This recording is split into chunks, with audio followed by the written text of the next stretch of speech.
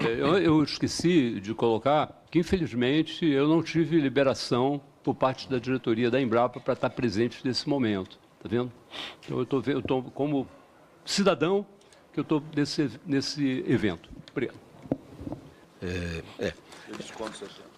Ok. Bom, sem muitas delongas, né?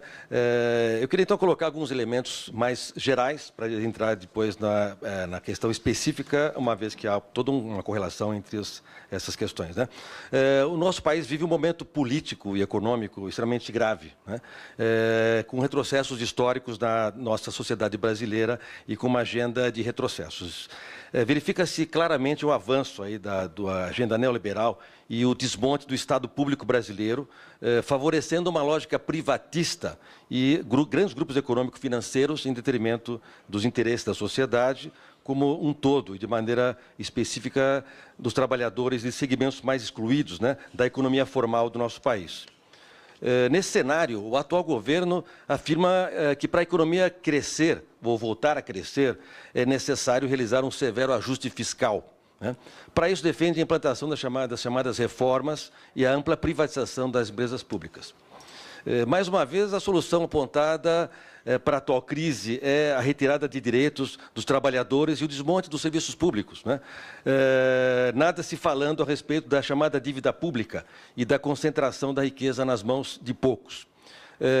Atualmente, como é do amplo conhecimento, né, dessa casa e dos senhores, o pagamento da dívida pública, dos juros da chamada dívida pública, que é inclusive questionável e questionada a sua ilegalidade e legitimidade, consome cerca de 50% da arrecadação do nosso país. A situação do nosso país, das empresas públicas, incluindo aí no caso a Embrapa, ela é extremamente grave, né? Com a aprovação da emenda constitucional que congelou por 20 anos os investimentos nas áreas de saúde, educação e ciência e tecnologia, tivemos impactos diretos no nosso orçamento e que está praticamente inviabilizando a nossa pesquisa. No que se refere agora diretamente à questão da agricultura e da ciência e tecnologia, uma primeira e fundamental questão, quando se discute essa perspectiva para o desenvolvimento sustentável, é que a construção do conhecimento, a geração de tecnologia, a sua adaptação, bem como a sua utilização e a sua apropriação, decorrem de um processo histórico de desenvolvimento e de interação das forças políticas, econômicas, sociais e culturais existentes no interior do nosso país. Ou seja, a ciência não é um ente abstrato, puro e independente, mas sim uma construção que interessa a vários segmentos da sociedade. Dessa forma, aliado a isso, o desenvolvimento da ciência e tecnologia no Brasil, incluindo a Embrapa, de maneira muito clara e evidente, sempre teve uma forte conotação tecnológica, esquecendo-se as dimensões sociais, culturais, econômicas, ambientais e históricas. Ao mesmo tempo, a ciência e tecnologia adquiriu um viés autoritário e elitista, no entendimento de que a ciência, em virtude de seu caráter pretensamente universal e imparcial, tem sempre as melhores respostas para oferecer à sociedade. Isso não é necessariamente verdade, uma vez que existem outras formas de conhecimentos válidos. Eu queria agora enfocar um aspecto que, para mim, é central dentro desse debate da Embrapatec, do processo, né, das empresas públicas, do conhecimento e da Embrapa Pública, que é o marco legal de ciência, tecnologia e inovação. As mudanças pretendidas nesse marco legal, elas feriam a Constituição Federal. Por isso, foi promulgada uma emenda, a EC 85/2015, que introduziu no nosso texto, na nossa Carta Magna, o novo conceito de inovação ao lado do binômio ciência e tecnologia, né? Mas o que é, de fato, esse marco legal? É importante aprofundar a discussão do marco legal, porque ele dá sustentação, inclusive, à proposta da Embrapatec. Essa lei, a Lei 13.243 de 2016, ela recebeu a denominação de marco legal de ciência, tecnologia e inovação por alterar diferentes outros instrumentos legais e praticamente reescrever a Lei 10.973 de 2004, cuja Embrapatec se fundamenta, a chamada Lei da Inovação. Ela consolida numa única peça jurídica aspectos centrais da política de produção do conhecimento científico e tecnológico, objetivando a sua aplicação econômica por via da inovação de produtos, processos e métodos.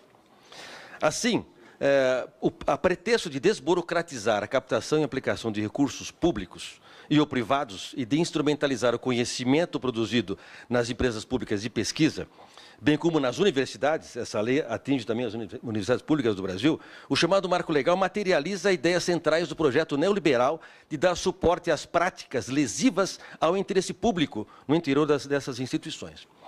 A perspectiva neoliberal é, ao mesmo tempo, o ponto de partida e chegada do referido Marco Legal. Com efeito, tanto a Lei 13.243 como a Emenda EC 85 de 2015, aprovada para lhe dar suporte, relativizam a proteção ao mercado interno, sob a justificativa da necessidade da superação do nacional desenvolvimentismo, baseado na substituição de importações que não responderia mais às exigências atuais. No seu lugar, propõe outro modelo de desenvolvimento, baseado na integração da economia nacional aos padrões produtivos avançados que disputam o mercado internacional, o que exigiria esforços conjugados do Estado e do capital privado para alavancar a produção científica e tecnológica aplicável às atividades econômicas, principalmente às atividades industriais. As ideias da abertura do mercado interno e da integração dos agentes econômicos locais aos setores dinâmicos da economia mundial expressam, nessa mesma emenda e no marco legal, o movimento de reposição da dependência econômica, científica e tecnológica do capitalismo brasileiro, embora sejam apresentadas como meios de conquista da inserção autônoma ao circuito internacional e circulação do conhecimento e da riqueza. Os objetivos que levaram à aprovação da EC 85 do Marco Legal também materializam a perspectiva ideológica e cultural do neoliberalismo ao submeter todo o conhecimento científico e tecnológico aos imperativos da acumulação de capital, o que nas condições da sociedade brasileira significa, além de vincular a ciência e tecnologia às demandas das grandes corporações privadas, desviar-se dos graves problemas vividos pela maioria da população brasileira. As novas formas de privatização presentes nos instrumentos legais em análise apontam de maneira muito clara para o aprofundamento do parasitismo do fundo público por empresas privadas, reforçando o direcionamento da agenda de pesquisa desenvolvida nas universidades e institutos de pesquisa, empresas como a Embrapa, para as demandas imediatas do mercado, e aprofundando o já conhecido processo de apropriação privada do conhecimento e de seus resultantes tecnológicos. Nessa direção, e conforme o marco legal, a produção da ciência e tecnologia no Brasil será desenvolvida por instituições científicas e tecnológicas, as chamadas ICTs, que podem ser órgãos públicos ou pessoas jurídicas de direito privado.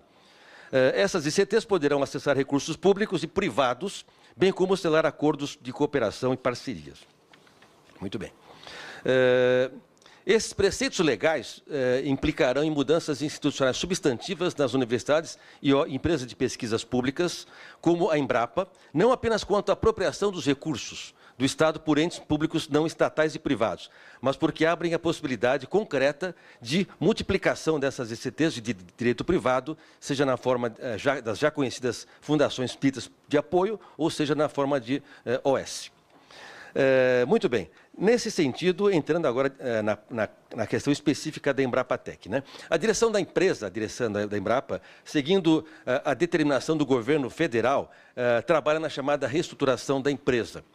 As diferentes ações empreendidas por esse processo em curso estão em consonância com a Lei das Estatais, a Assembleia de Acionistas, o Marco Legal, reportado anteriormente, e a Lei 10.973 de 2004.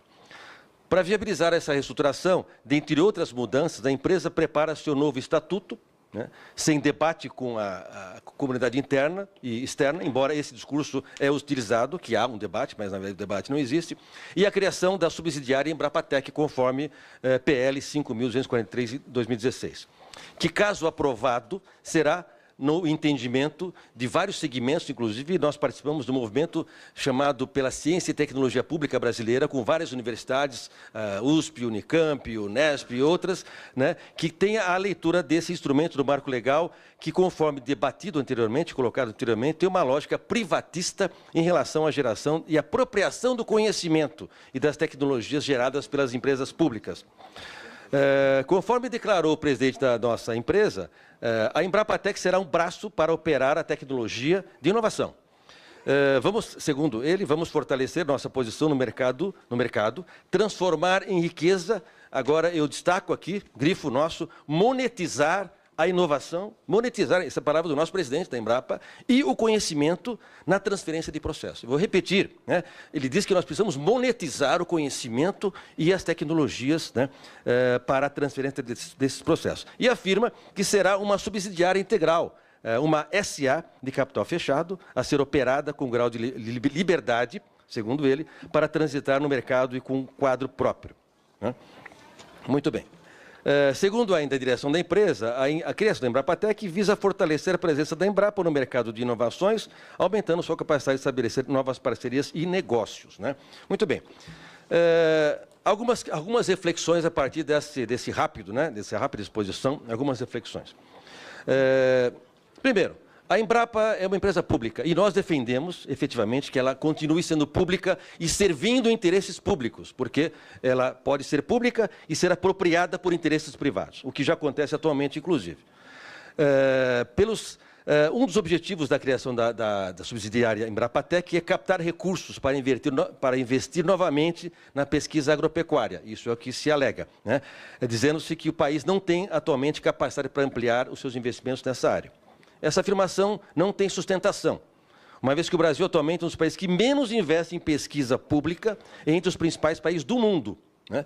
De acordo com o CIAF, em 2016, o Brasil investiu na área de ciência e tecnologia 0,24% do seu orçamento.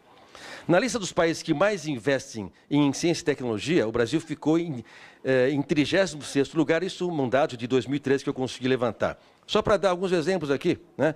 Israel investe 4,2% do seu PIB, a Finlândia 3,6%, a Coreia do Sul 3,6%, o Japão 3,4%, Dinamarca 3,0%, a Alemanha 2,8%, Estados Unidos, que muitas vezes a direção da empresa utiliza esse como exemplo de que tudo é privatizado, investe 2,8% do seu orçamento, do seu PIB em pesquisa pública, né? Muito bem. Continuando, o governo ainda afirma que o orçamento da Embrapa é muito alto e que se gasta muito com o pessoal. Essa informação também é falsa. A empresa teve um orçamento previsto para esse ano de em torno de 3,3 milhões de reais, né? Mesmo sem...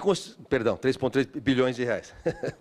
Mesmo sem considerar o contingenciamento que tivemos bastante elevado na recursos propriamente para a pesquisa, para o Conselho da Pesquisa, esse orçamento é pequeno, ele é muito pequeno, né? Dada a magnitude do nosso país e a pujança da agropecuária brasileira em escala nacional e internacional. Se considerarmos, inclusive, os juros e as amortizações da chamada dívida pública brasileira, né, que é questionável, que consome 2 bilhões de reais por dia, vou repetir, 2 bilhões de reais por dia, o orçamento da Embrapa é consumido em menos de 2 dias, né? Essa é uma reflexão que nós temos que fazer, deputado, né? Além da necessidade de ampliação do orçamento para pesquisa, uma empresa de caráter público como a Embrapa precisa priorizar o investimento dos seus recursos financeiros, humanos, de infraestrutura, de laboratórios, de equipamentos, etc., visando o desenvolvimento dos segmentos da sociedade e dos setores menos favorecidos, né? Buscando diminuir as desigualdades regionais e a concentração de riqueza. Com a lógica da Embrapatec, a empresa priorizará, como já foi aqui colocado por outras falas, ainda mais o negócio agrícola, isso é a fala do próprio presidente da empresa, né? O mercado em favor dos grandes grupos econômicos, das grandes empresas nacionais e transnacionais que dominam o setor hoje no planeta Terra, o chamado sistema agroalimentar. O que já acontece atualmente será provavelmente potencializado. Dessa forma, essas grandes empresas, uma vez aportando recursos financeiros junto à Embrapatec, muito provavelmente pautarão a agenda de pesquisa da empresa, em favor de seus interesses privados, em detrimento de outros segmentos da sociedade, como a agricultura familiar, a agroecologia, né, e outros setores, inclusive pesquisas ligadas a áreas ambientais. Ou seja, concretamente, a Embrapa perderá sua autonomia para definir a sua agenda. Aí você fala-se que isso não acontecerá, mas é evidente que aportando recurso, né, e determinando orçamento, isso será pautado. Eu já estou encerrando, deputado. Além dos aspectos levantados anteriormente, questionamos, como também já os colegas questionaram, o processo com pouco debate, com pouca transparência, feito de maneira assodada, né? E que nós temos que ter clareza a quem estará efetivamente beneficiando, que tipo de relações estaremos desenvolvendo com as empresas privadas, quais os critérios que serão utilizados para prospectar novas tecnologias e inovações e como será realizado o processo de transferência de tecnologia e de que forma serão estabelecidos os negócios para os quais ela será voltada. Na realidade, essas questões apontadas anteriormente não constam do PL, deputado. e serão estabelecidos posteriormente no Estatuto Social da subsidiária, caso o projeto seja aprovado, né? Isso é preocupante, como aqui já foi falado, né? Quer dizer, os órgãos que vão determinar, definir essas prerrogativas não têm a participação da sociedade como um todo, né? Para finalizar, esse processo ocorreu, novamente eu ratifico e comprovo isso, com pouca participação da comunidade interna, bem como excluiu o debate dos setores externos que demandam a pesquisa pública. Dessa forma, nós defendemos também que esse debate seja ampliado, seja intensificado. Queríamos esse espaço, é um espaço muito importante, acho que ele avança nesse debate, deputado, mas nós entendemos que, antes de aprovar esse projeto, nós precisamos aprofundar a discussão interna com a comunidade, com os setores da sociedade, com a classe política, né, para que nós possamos, de fato, ter uma clareza dos impactos reais de que esse projeto poderá ter na sociedade como um todo e na pesquisa pública brasileira. Obrigado. E era isso.